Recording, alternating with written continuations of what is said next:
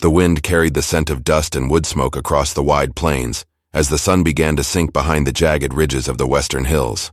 It was the kind of evening when the whole sky turned to fire, orange bleeding into violet, and every sound of the old American frontier seemed sharper, lonelier.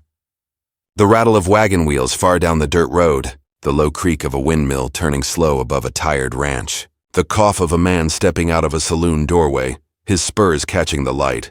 Out here, in this half-forgotten village at the edge of New Mexico territory, life had its own rhythm, hard, hungry, and ruled by pride.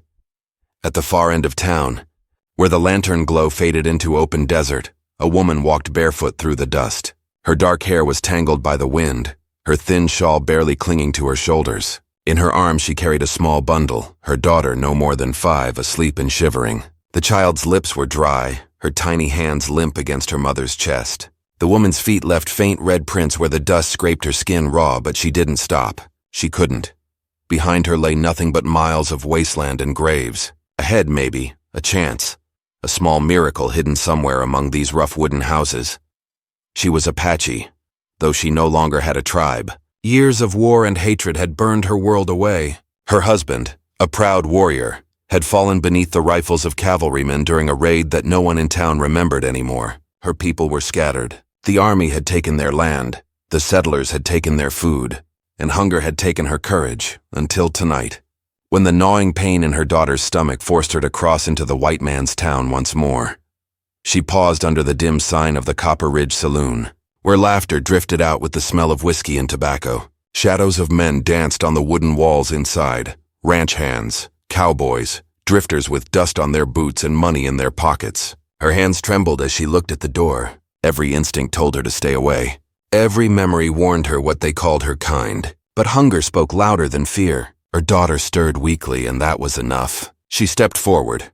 Inside, the saloon was a haze of cigar smoke and yellow lamplight. Cards slapped against the tables, coins clinked, boots scraped. When she entered, the noise dulled to a low murmur. Heads turned, eyes narrowed. The piano stopped playing. The air itself seemed to draw tight. She stood still at the threshold, the little girl's head buried in her shoulder. No one spoke, but their look said enough. Some disgust, some curiosity, most just cold. Behind the bar, a large man with a graying mustache wiped his hands on a rag and scowled. "We don't serve your kind here," he said flatly. She didn't move closer, didn't argue. Her voice came soft, shaking but steady. "I'm not asking for a drink. I only need work. Please, just for one night. My daughter is hungry." A few of the men laughed, low and cruel. One muttered something about savage women and begging for scraps. The bartender shook his head. "Ain't no work here for the likes of you. Try the stables, maybe."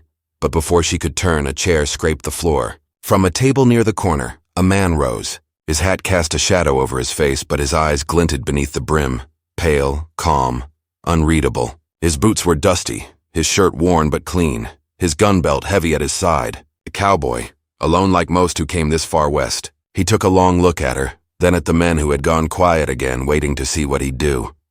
"What kind of work?" he asked, his voice low but carrying. The room tensed. The woman swallowed, clutching her child tighter. "Anything," she said. "I can clean, mend clothes, wash floors, whatever you ask." "Only for one night," someone snorted. "You don't need no cleaner, friend. You need a priest if you're thinking of bringing that one home." Laughter followed, ugly and mean. The cowboy didn't smile. He just looked at them once, sharp enough to make a few look down at their cards again. Then he looked back at her. "You're not from around here," he said. "No," she whispered. "I had nowhere else to go." The child stirred again, whispering a word in Apache that no one else understood. The cowboy's eyes flickered toward her face. There was something in his expression that wasn't pity but something heavier, something he couldn't quite name. He nodded once, then tossed a few coins on the table. "Let's go." The crowd watched as he walked past her and out into the cold evening. She followed in silence, her heart racing with a mix of fear and hope. He led her down the empty street toward a small ranch house standing apart from the others. Its fences leaned, the corral half collapsed, but a light burned in the window. When they reached the porch, he stopped and turned toward her. "You said one night," he said. "I've got fences need mending and a roof that leaks. You can stay in the shed till morning. I'll pay you in food. That suit you?" She nodded quickly, tears of relief filling her eyes. "Yes, thank you." He didn't say more. He opened the door to the shed. bare boards, old hay, a rusted lantern, and left her there with a small loaf of bread and a tin cup of water. She knelt down, broke the bread into tiny pieces and fed her daughter first, smiling as the little girl ate with trembling hands. Outside, the night grew colder, coyotes calling from the hills. For the first time in days, she felt safe enough to breathe. But safety on the frontier never lasted long. Just before dawn, she heard boots on the porch again. Not his. These steps were heavier, angry. Voices followed. Men, the same ones from the saloon. "Saw her come out here," one said. "Cowboy's gone soft, taking in a squaw like that." Another laughed.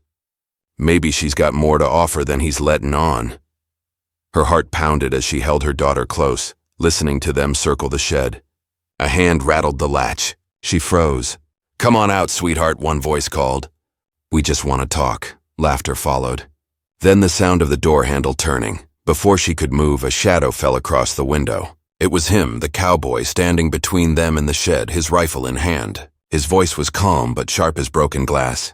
"Get off my land." The laughter stopped. The men hesitated, then one spat on the ground. "Ain't worth fighting over her, friend. She's not your kind." The cowboy didn't blink. "She's under my roof. That's all that matters." There was a long silence, the kind that hums in the air before violence. Then the men turned and left, muttering threats under their breath. The cowboy watched until their shadows faded down the trail. When he turned back, he saw her standing in the doorway clutching the child. "You should go before they come back," he said quietly. She looked at him, eyes wide and wet. "You saved us," she whispered. "Why?" He didn't answer. He just looked toward the horizon where the first light touched the hills. Because no one else would. For a long moment they stood there, two strangers bound by something neither fully understood. Kindness, desperation, or fate. But the West had its own way of testing people, and mercy was a dangerous thing in a land built on pride and prejudice. Somewhere beyond those hills, the men who'd been turned away were already gathering again, their anger growing with every mile. The woman didn't know it yet. But this one night, the night she begged a cowboy to hire her for the sake of her hungry daughter, was only the beginning of something neither of them could walk away from. The morning came slow and gray, stretching across the valley like a tired hand. Mist hung low over the dry grass, and the sound of horses in the distance echoed faintly against the hills. The woman awoke before dawn, the chill biting through the thin blanket she had wrapped around her daughter. Her little one still slept, her breathing shallow but steady. For the first time in days, the child's face looked peaceful. The mother brushed a strand of hair from her cheek, whispering a soft prayer in her language. A prayer to the earth and the sun for strength to make it through one more day. Outside, she heard the cowboy moving around the barn. The sound of buckets clanking, boots on wood, a quiet rhythm of work. She hesitated before stepping out, clutching her shawl close. The morning light caught his figure as he leaned against a post, rolling up his sleeves. His shirt was worn thin, his hands rough from years of ranch work. He didn't look at her at first, just kept fixing a saddle strap with slow precision. When he finally glanced up, his eyes met hers briefly, steady, unreadable, but not unkind. "You can start with the fence," he said simply, pointing toward a long stretch of broken boards that ran along the edge of his land. "Tools are in the wagon." She nodded, not asking questions. The work was hard, but that didn't matter. Her hands were already blistered and cracked, and the thought of doing something, anything, felt like hope. The cowboy watched her for a moment before heading toward the corral. His ranch was small, just a few cattle and a handful of horses. The land looked worn down, like it had seen too many years of drought and wind. The roof of the barn leaned to one side, and weeds had grown through the gaps in the fence posts. Still, there was order in the way he kept it. Every tool hung in its place, every animal fed before he sat down to eat himself. It told her something about the man without him ever saying a word. As the sun rose higher, she worked silently, her movements careful but determined. Every swing of the hammer, every nail she set into place, came from a place of quiet desperation. The cowboy brought her a cup of water around noon and stood a few steps away while she drank. He didn't talk much, but when he finally spoke, his voice was softer than she expected. "You from the San Carlos side?" he asked.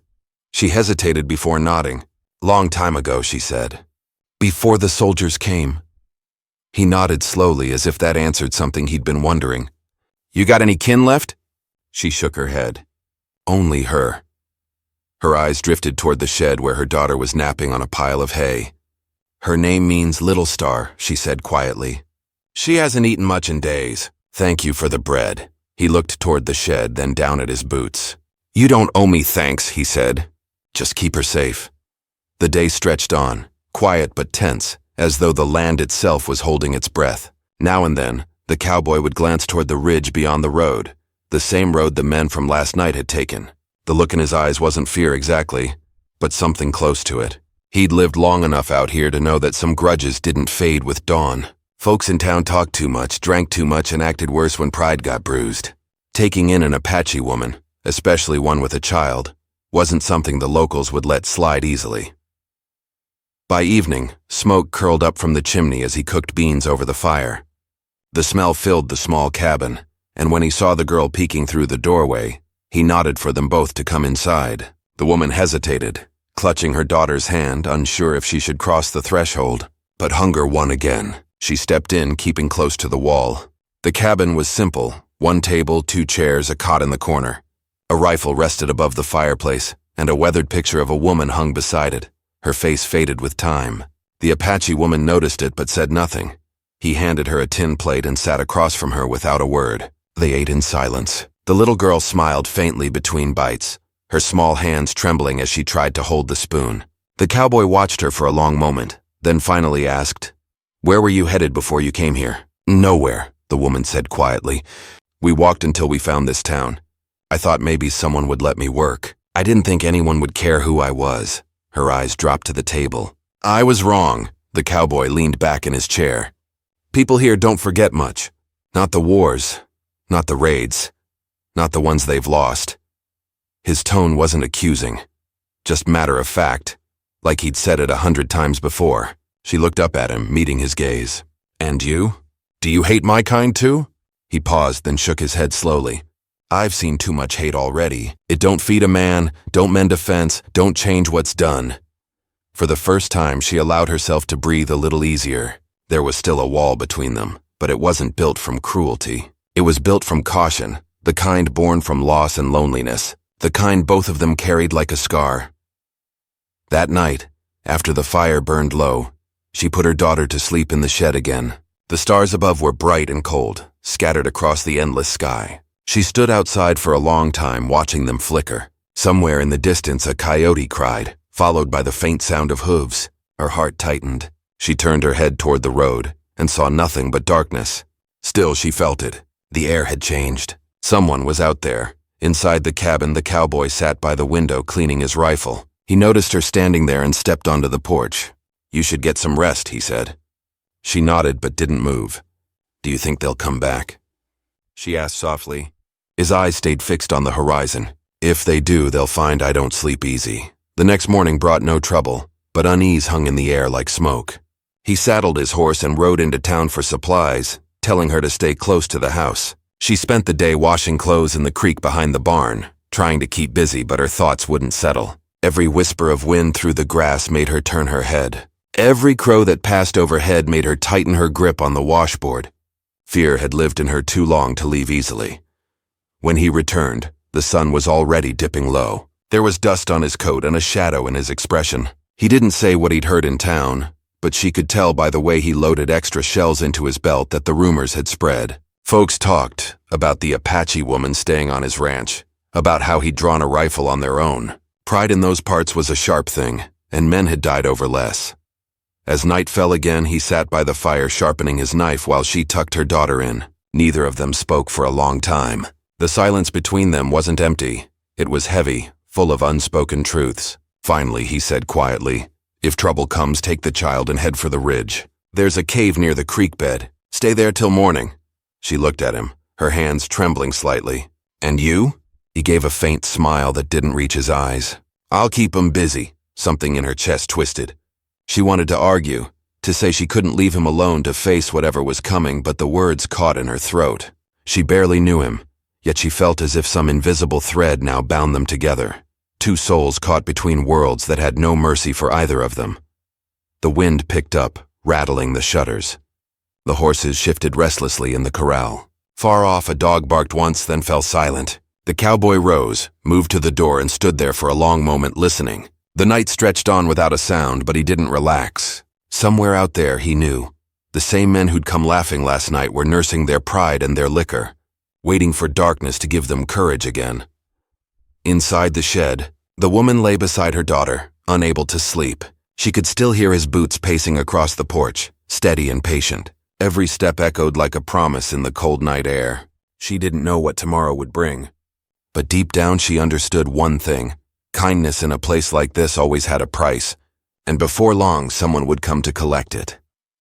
By the third day, the whispers in town had turned into something meaner. At the general store, the cowboy heard his name spoken in low voices behind barrels and flour sacks. Men spat tobacco and shook their heads, saying he'd lost his mind taking in an Apache widow. One man said she was just bait, that her kin might be hiding in the hills waiting to strike. Another swore he'd seen her mark the ranch fence with strange signs in the night. The cowboy didn't argue. He just paid for his supplies and left, though his hand lingered near his holster longer than usual. He knew how fast lies could grow roots in dry ground. Out here, a rumor could kill faster than a bullet. When he rode back, the sky was dark with clouds rolling in from the west. The air smelled like rain, and the wind carried a warning. The woman was outside gathering laundry from the line, her shawl whipping in the gusts. The little girl was sitting on the porch steps, humming softly to herself. He could see the worry in the widow's eyes even before she spoke. "They came again," she said quietly. "3 of them. They stopped by the fence, just watching." His jaw tightened. "Say anything?" She shook her head. "Not a word. Then they left." He looked toward the ridge, seeing nothing but dust and sagebrush. "They'll be back," he muttered. "Men like that don't stop till they've got what they came for." That evening, rain started to fall, soft at first, and then hard enough to drum on the roof. They ate quietly by the fire. The girl had grown more lively these past days, her cheeks less hollow, her laughter returning in small bursts. The cowboy found himself watching her sometimes, remembering how long it had been since his house had known a child's voice. He never spoke of it, but the picture of the woman on the wall, the one with the gentle eyes and faded dress, was his wife. She'd died 5 winters ago, fever taking her before the snows melted. Since then, he'd kept to himself, speaking only when the world forced him to. Until that night at the saloon. The widow, too, was changing in quiet ways. Her fear was still there, but beneath it was something else. Strength, maybe, or the slow return of hope. She worked from sunrise to dusk, mending fences, washing clothes, tending the fire. Her hands, though rough, were steady. Sometimes, when the cowboy wasn't looking, she watched him with an expression she didn't understand. Gratitude, perhaps, or something deeper, something she didn't dare name. But peace in the west was a fragile thing. 2 nights later, the storm broke and the sky cleared, sharp with stars. The cowboy was fixing a loose board near the barn when he heard it, the distant rumble of hooves. He straightened, eyes narrowing toward the open plain. A lantern flickered near the ridge, then another, then 2 more. He knew that pattern too well. Men coming together, keeping low. He set his tools aside and walked to the porch, loading his rifle as he went. The widow came to the doorway, her face pale. "Is it them?" she asked. He nodded once. "Get your daughter inside." The men came slow, 4 at first, then 6, their horses snorting in the cold air. They stopped just beyond the fence, the glow of their lanterns casting long shadows.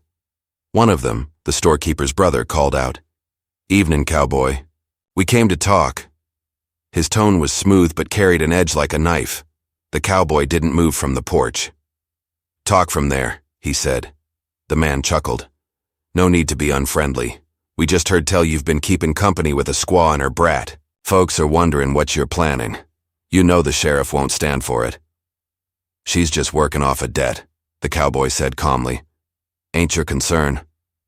The men exchanged looks. Another spoke up. "You can dress it however you want, but you're bringing trouble here. Apache trouble. They raid, they steal, they kill. Always have. You think folks will sleep easy knowing one's under your roof?" The cowboy's jaw clenched.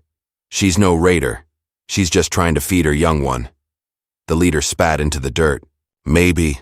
Or maybe she's scouting the land. Maybe she's the start of something bigger." He leaned forward in his saddle. "Hand her over. Let the sheriff sort it." The cowboy raised his rifle slightly. Ain't gonna happen. For a moment, no one moved. Rainwater dripped from the eaves, the only sound in the silence. Then the leader's smile faded. Suit yourself, he said coldly. But if something happens to this town, it's on you. They turned their horses and rode off into the night, their lanterns bobbing like will-o'-the-wisps across the plain. After they were gone, the widow stepped onto the porch, clutching her shawl tight. They won't stop, she whispered. He nodded. I know. She looked up at him. Why do you risk yourself for us? You owe me nothing. He looked toward the stars for a long time before answering. Maybe because I know what it's like to lose everything and have no one give a damn. The next few days were filled with uneasy silence. The town had turned cold. When the cowboy rode in for supplies, folks looked away or crossed the street. The blacksmith refused to take his coin. Even the preacher stopped tipping his hat. At night, he could see distant fires burning near the ridge, men keeping watch, or maybe gathering. The widow sensed it too. Every creak of wood or rustle in the dark made her flinch. Her daughter asked once why the men hated them, and the mother couldn't answer. She only said, "Some hearts forget kindness." One afternoon, as the sun sank red behind the hills, the cowboy found the little girl down by the creek, playing with smooth stones. She smiled when she saw him and showed him a necklace she had made with a bit of string and bone. "For Mama," she said proudly. He smiled faintly. "She'll like that." But before he could say more, he noticed tracks in the mud, fresh boot prints, too large to be his. His eyes hardened. "Come on," he said quietly. "Time to go home." That night he sat by the fire, staring into the flames. "Someone's been near the creek," he said. The widow froze, her hands tightening around the cup she held. "You think they're watching us?" He nodded slowly. "I think they're waiting for a reason." Her voice trembled. "What will you do?" He met her eyes. "Whatever I have to." Meanwhile, in town, the sheriff sat in the saloon, nursing a drink while the men who'd ridden to the ranch whispered in his ear. He wasn't a cruel man, but he was tired, and he knew which way the wind blew.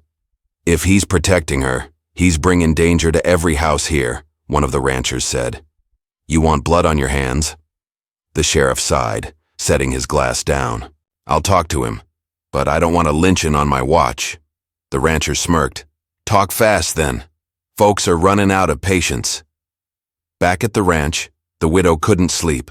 The wind moaned through the cracks in the boards, and somewhere a door banged open and shut. She rose, wrapping her shawl around her shoulders, and stepped outside.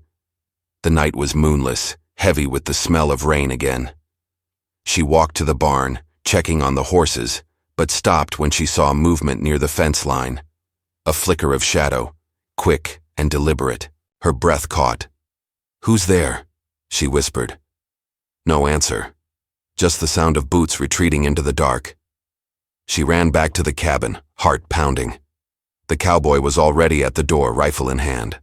"I saw someone," she said, "by the fence."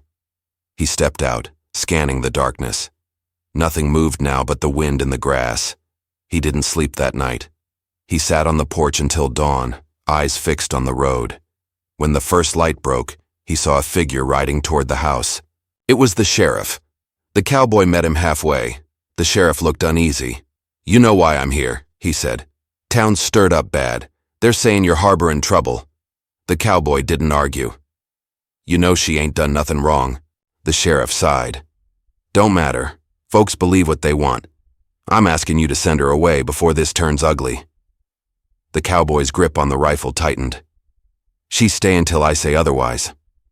The sheriff frowned. "Then God help you, son. You're making enemies you can't shoot your way out of."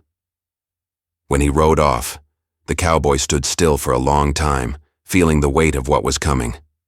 He looked toward the house, where the widow was standing in the doorway, her daughter clutching her hand. The world outside seemed smaller now, the silence thicker. He knew the ridge would soon fill with riders again, but this time they wouldn't come to talk. As the sun sank behind the hills once more, he began nailing extra boards across the windows. The widow helped him without speaking. When he finished, he turned to her and said, "If they come tonight, take her and run. Don't wait for me." She shook her head. "I won't leave you." He looked at her then, really looked. And, for the first time since she'd arrived, he saw not a beggar, not a stranger, but someone as strong as the land itself. He didn't answer. The wind howled outside, carrying the faint sound of horses in the distance again. The night was coming fast, and with it, the reckoning neither of them could escape. The night settled over the ranch heavy and still, the kind of silence that made every sound feel louder than it should. The air carried the faint scent of rain and gunpowder, as if the land itself already knew what was coming. Inside the cabin, the woman sat by the dim lantern light, holding her daughter close.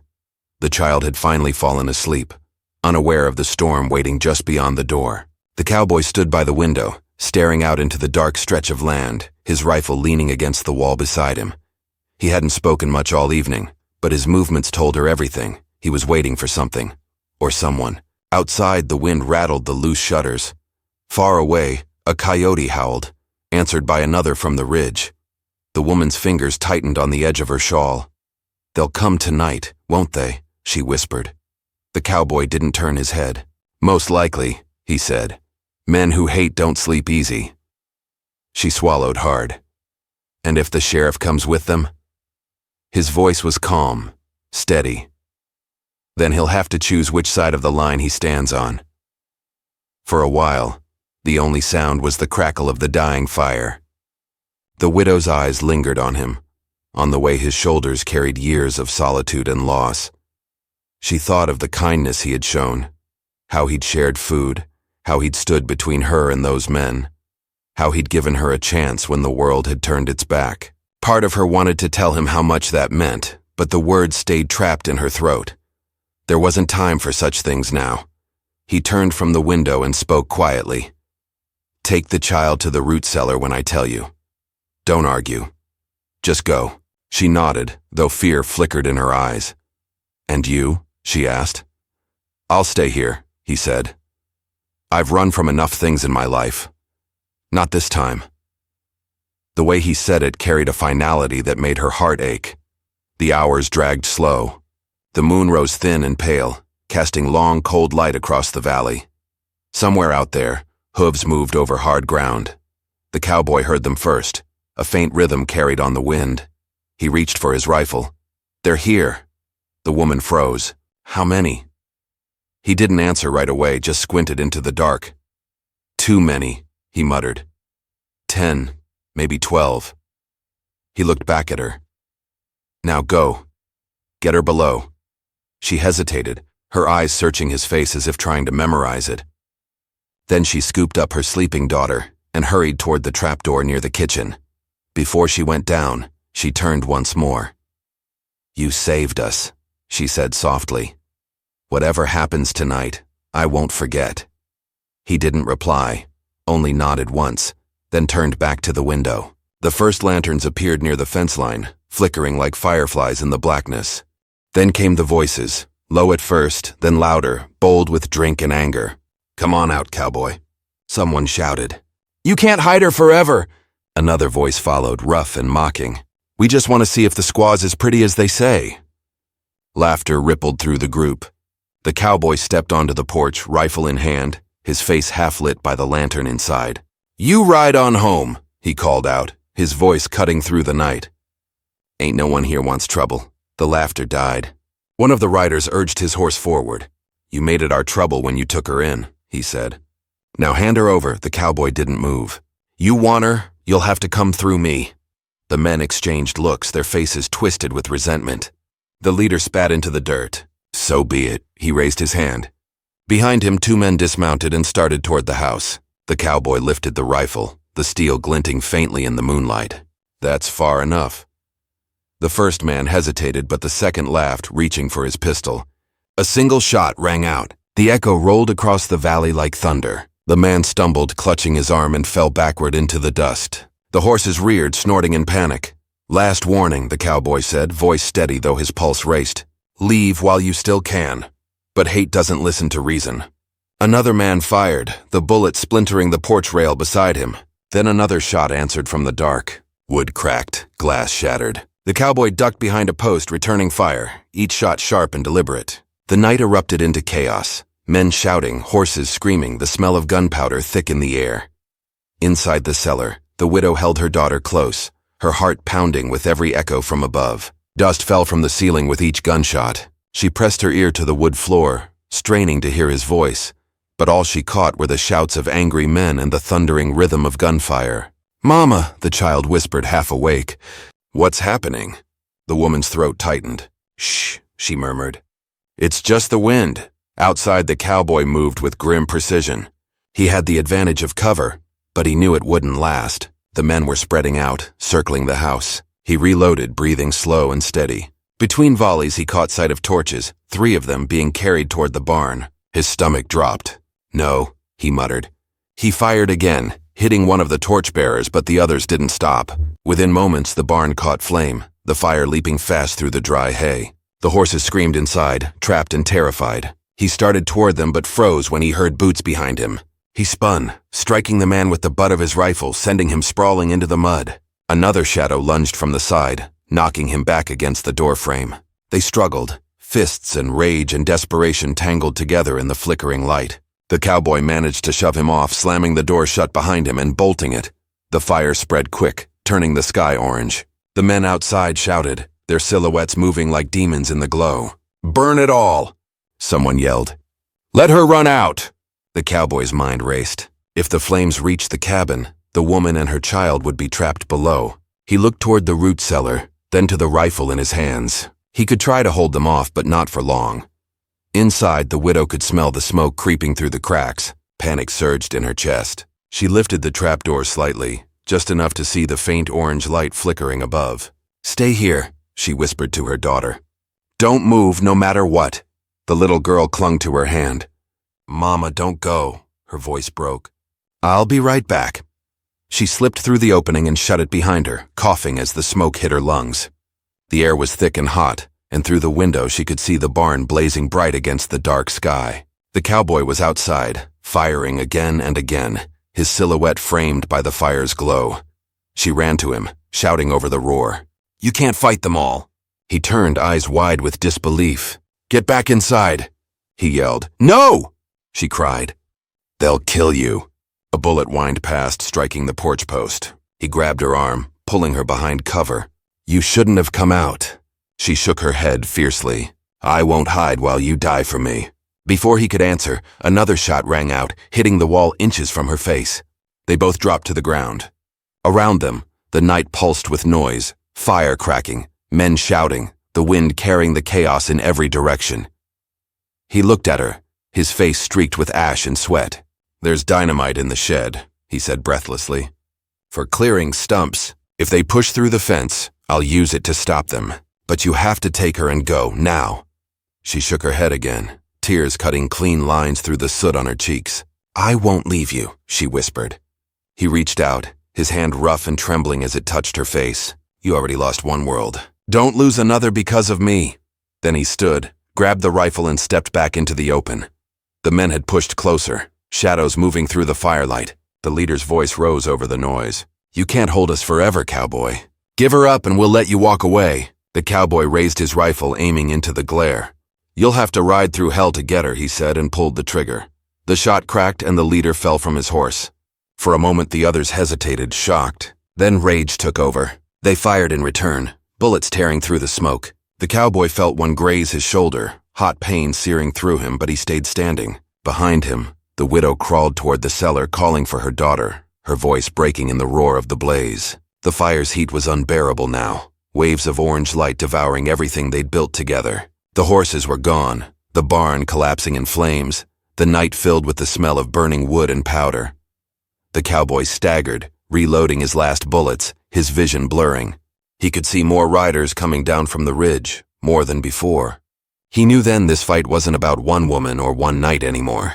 It was about every wrong buried under years of silence, every act of mercy twisted into something men couldn't understand. The sky above flared brighter as the barn roof fell, and the ground shook beneath the force. He took one last breath and steadied his rifle. The widow screamed his name as the riders charged again through the firelight, their torches blazing like ghosts against the wind. The child's cry echoed faintly from below, and then, just before the world broke apart, the cowboy whispered something the fire carried away into the dark. The fire had eaten half the sky before the shooting stopped. Smoke drifted low over the ground, thick and stinging, swallowing the stars and the sound of the wind. For a long time there was nothing, just the hiss of burning wood and the soft creak of something collapsing in the distance. The woman crawled through the ashes, her lungs burning, her voice hoarse from calling his name. "Where are you?" She cried again and again, her voice breaking against the wind. The air was still glowing with heat, and every step she took left a trail of soot behind her bare feet. Somewhere near the porch, the ground was scattered with spent shells and broken boards. The fence was gone, the corral torn open, but the men were nowhere to be seen. When she reached the steps, she found him half buried in dust and smoke. His shirt was torn, a dark stain spreading across his shoulder and chest. The rifle lay beside him, the barrel scorched and empty. He was breathing faintly but alive. She fell to her knees beside him, her hands shaking as she pressed against the wound. "You stay with me," she whispered, tears running down her cheeks mixing with soot. "Do you hear me? You stay." His eyes fluttered open, unfocused, then steadied on her face. For a moment he tried to speak, but the words caught in his throat. She leaned closer, her hand cupping his face. "It's over," she said softly, though she wasn't sure she believed it. "They're gone." He gave a weak, tired smile. "You and the little one?" he managed to ask. She nodded quickly. "Safe. We're safe now." Relief flickered across his face before his eyes closed again. She pressed her forehead against his and stayed there until the trembling stopped. Somewhere behind her, a small voice called out from the cellar. "Mama?" The woman turned sharply, crying out in relief. The child stood barefoot in the doorway, her hair wild and her face streaked with dirt. She ran to her mother, clinging to her waist. The woman pulled her close, holding her with one arm and keeping the other pressed against the cowboy's chest, feeling for the faint beat of life that still lingered. The rest of the night passed in pieces. The flames burned low, the barn nothing but a skeleton of wood glowing red in the ashes. She dragged him inside the half-standing cabin, wrapping him in a blanket torn from the bed. Her hands moved fast, tearing cloth to bind his wounds, her heart hammering with every shallow breath he took. When dawn came, pale and quiet, the world outside looked almost peaceful again. Smoke rose from the ruins, drifting into a sky streaked pink and gold. The storm had passed, leaving behind a silence that felt almost holy. By morning, riders appeared on the ridge, townsfolk, drawn by the fire and the sound of gunshots. The sheriff rode at the front, his face grave as he took in the wreckage. The woman stepped out to meet him, her daughter clinging to her hand. Her dress was burned at the edges, her skin smudged with ash, but her eyes were steady. The sheriff dismounted slowly, glancing toward the cabin where the cowboy lay resting. "He's alive?" he asked. She nodded. "Barely, but he saved us." The sheriff took off his hat, his voice heavy with guilt. "There was talk in town. The men who came here last night, they're gone. Some dead, some run off. The rest, I'll see they answer for what they did." She didn't reply, only looked past him toward the wide plain, where the land stretched endless and empty again. The sheriff hesitated. "You'll have to come into town when he's strong enough," he said. "Tell your side. Folks will need to hear it." She nodded faintly, though she wasn't sure she wanted to. The truth didn't change much out here. It only left scars. For the next few days, the woman tended to him with quiet patience. She boiled herbs she found near the creek, cleaned his wounds, fed him water drop by drop. The little girl helped, carrying small bowls, whispering stories to him while he slept. Sometimes he would wake for a moment, his eyes glassy with fever, muttering words she didn't understand. But each morning his breathing grew steadier. She patched the holes in the cabin roof with whatever she could find, trying to make it livable again. The barn was gone, but the land still stood, and somehow that gave her strength. On the 5th day, he woke clear-eyed for the first time. The sun poured through the broken window, lighting the dust floating in the air. She was sitting beside him, half asleep, when she felt his hand move slightly. "You should be resting," he murmured, voice rough but steady. She turned to him quickly, relief flooding her face. "You shouldn't be talking," she said softly. He gave a faint smile. "Guess we're both stubborn." She laughed quietly for the first time in days, though tears filled her eyes. "You nearly died," she said. "You could have left me, but you stayed." He looked toward the ceiling for a moment, then back at her. Didn't seem right letting hate win. For a while they sat in silence, listening to the wind outside. The land looked different now, emptier maybe, but freer too. The men who had ridden with torches were gone. The sheriff sent word that the town was quiet again. No one came near the ranch. People had begun to whisper new stories. How a cowboy stood against a mob, how an Apache woman fought beside him, how a fire cleansed more than it destroyed. Maybe it wasn't the truth exactly, but it was close enough. Weeks passed. The cowboy grew stronger, though he still carried the weight of that night in his eyes. The widow planted a small garden behind the cabin, and each evening the three of them sat outside as the sun fell behind the hills. The little girl liked to chase the chickens that wandered in from the neighboring ranch, her laughter echoing through the empty valley. Sometimes, when the air was still and warm, the woman would look at the cowboy and see the faintest trace of peace return to him. Not joy, not yet, but peace. One evening, as the sky turned gold, he walked with her down to the creek. The water ran clear again after the storms, carrying bits of ash from the burnt barn out toward the horizon. "You could go," he said quietly. "The army don't care much about this stretch of land anymore. You and the little one could start new somewhere north." She looked at him, her expression calm. "And you?" He shrugged. "Guess I'd stay. Fix what's left. Maybe sell the cattle, start over." She smiled faintly. "You talk like there's still something to fix." He looked at her for a long time, then said, "Maybe there is." The wind blew through the tall grass, warm and soft. The girl came running toward them, holding a wildflower she'd found near the fence. She handed it to the cowboy shyly. "Mama says flowers mean new things grow," she said. He crouched down, taking it gently. "She's right about that." He tucked it into his vest pocket and looked up at the widow, who stood watching with quiet eyes. For a moment, the three of them just stood there, the past behind them, the future unwritten. By summer, the ranch had a new fence, and the land began to heal. The ashes of the barn fed the soil, and green shoots pushed through where nothing had grown before. The sheriff visited once more to tell them the charges were dropped, that no one dared speak against the cowboy now. Folks in town had begun to see the truth, how fear and pride had nearly destroyed them all. Some came to offer help rebuilding. Most just left food by the gate and rode off without a word. The woman never spoke of leaving again. She and her daughter stayed, working the land alongside him. There were no promises, no talk of love, just a quiet understanding born from shared fire and loss. Some nights, when the stars were bright and the air still, she would sit by the doorway watching him mend a saddle or sharpen a blade. The sound of the windmill creaking above them was the only reminder that time was still moving. As autumn came, the valley turned gold, the air cool and clean. The cowboy often found himself looking toward the horizon where the hills met the sky, the same line where the trouble had once come from. But now, instead of dread, he felt something different, a calm he hadn't known in years. Maybe redemption didn't come with words or prayers. Maybe it came from choosing to stand when running would have been easier. One evening, as the sun dipped low, he sat on the porch while the woman lit a lantern inside. The little girl was chasing fireflies, her laughter carrying into the twilight. He looked out over the land, his land, their land, and thought about all the people who'd been lost to anger and hunger, to hate and pride. Somehow, through all that, a widow and her child had walked out of the desert and given him a reason to fight again.